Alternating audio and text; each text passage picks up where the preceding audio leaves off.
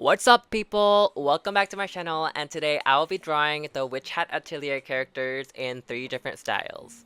So first off, we have Coco. I just wanted to draw her in her anime style, but with a twist, because in the anime we actually see her in 2 styles. Firstly, we have her normal anime style, which we see every episode, but we also see her in this like picture book style, which is very cool and very unique because it like calls back to the manga. And as someone who first read the manga, actually, I think I read up to chapter like 60 before I stopped because I wanted to save it for the anime.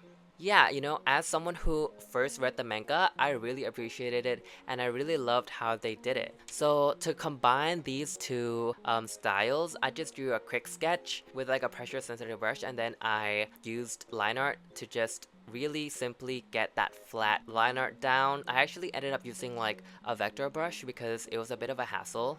I actually had to redraw her face line art like a few times because I really wanted to give her this like top view kind of angle where she's looking up at the light, and the light is actually from the spell that is being drawn on the illustration, and I thought that was like a cool sort of technique. Anyways, with the colors, I just put all the colors really quickly onto one layer and really sloppily just like added everything just to get like a sense of what I would like to do.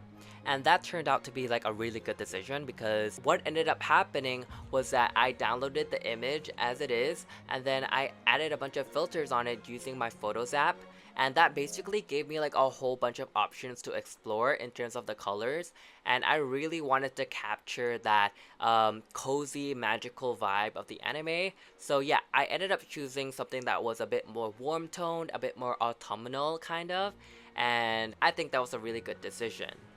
Yeah, so after I was done with that, I finally added the colors to the piece by making a whole separate layer for each color, and that really helped with the rendering later on.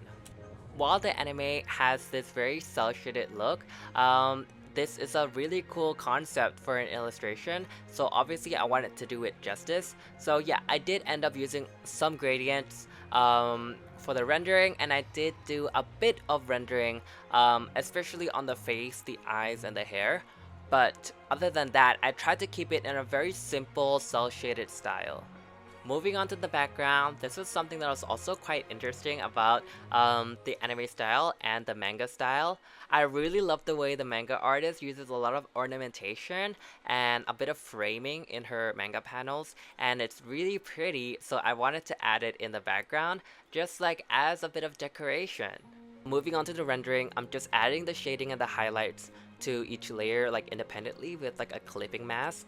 And then I'm mainly using very warm colors, but obviously it's so much easier now because I have that color reference. Anyways, I'm just adding details here with the eye. Obviously one of her eyes is like directly in the light, so I wanted to have that like cool effect, where the eyes are like sort of like exposed and it's being like blown out. I also ended up adding a lot of the textures, which I wanted to call back to the second style in the anime, like the picture book style.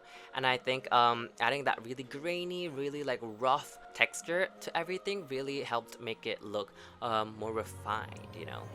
And by the end, I added a bit of color again using a blend mode just to give it that oomph, that extra blue and extra warm and extra saturated color tones.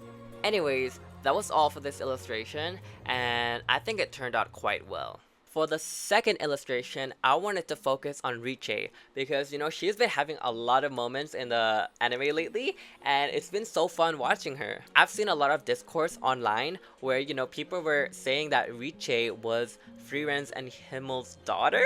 So I wanted to draw that as my headcanon, okay? Because it's true, you can't tell me otherwise, it's just so perfect. For this illustration, I wanted to do more of like a rendered style, my usual style, because this is like non-canon, and it's a bit of like my own headcanon. So I wanted to draw her in, my own style.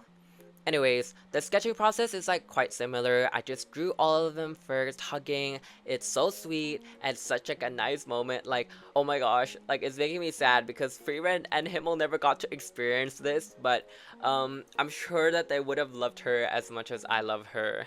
Anyways, I'm just adding a bit of grayscale to the drawings and then adding in like the base colors. So one thing I wanted to do is add an overlay layer and then erase everything to add the highlights. And then finally, I went over that with like an overlay to add a bunch of like more saturated colors in to, simulate that glow. For the outfits, I just went with their basic outfits. I know that I should have been a bit more creative, maybe put them in like a more natural kind of clothing and like position, but honestly, I just wanted to depict this idea in a really simple and understandable way. And I think drawing Frieren and Himmel in their, adventuring journey just made it so much more recognizable. So I would describe my style as something that's a bit more rendered, but just not as smooth and not as detailed as something that's fully rendered. Like I use a lot of blocky brushes just to get these general contours and shapes that really simulate details without actually needing to draw that much detail. Then again, recently, I feel like I haven't been able to draw as consistently in one style. I've always been like flip-flopping between all these different styles. So I've just been really wanting to really find like my own thing, that really feels good for me. So yeah, let me know below which of these drawing styles do you think looks better and which of them looks more fun and which one looks more suitable. Anyways, this is like the fun part for me, okay? I just add in all these shapes to clean up the sketch. Okay, that was a lie actually. This is not my favorite process. Honestly, my favorite part of the process is when I tinker with the colors, which is why I love using overlay and blend modes and like compositing everything. I think that's my favorite part. But the rendering is necessary to create that really nice looking and finished looking illustration. So I did, go ahead and do it. I did have a bit of struggles with the face still, I think, with the proportions and the pose as well. I think the pose was just a bit difficult for me because they were so cramped together. It was hard to really draw in any details. Like Himmel's hand was a bit of an issue. Himmel's like eye. That's why, I had him winking because Friren's head was literally on his face. So, that was a bit difficult. Yeah, with his hand, I really had to like lock in with the reference because it was a bit difficult to do. In the end, I kind of copped out and just hid it behind Friren's coat. But I don't think anyone noticed that, right? Yeah, I'm just fixing a lot of it. Overall, I thought it turned out really nice and I love the concept. So yeah, let me know if you support this headcanon because it's so cute.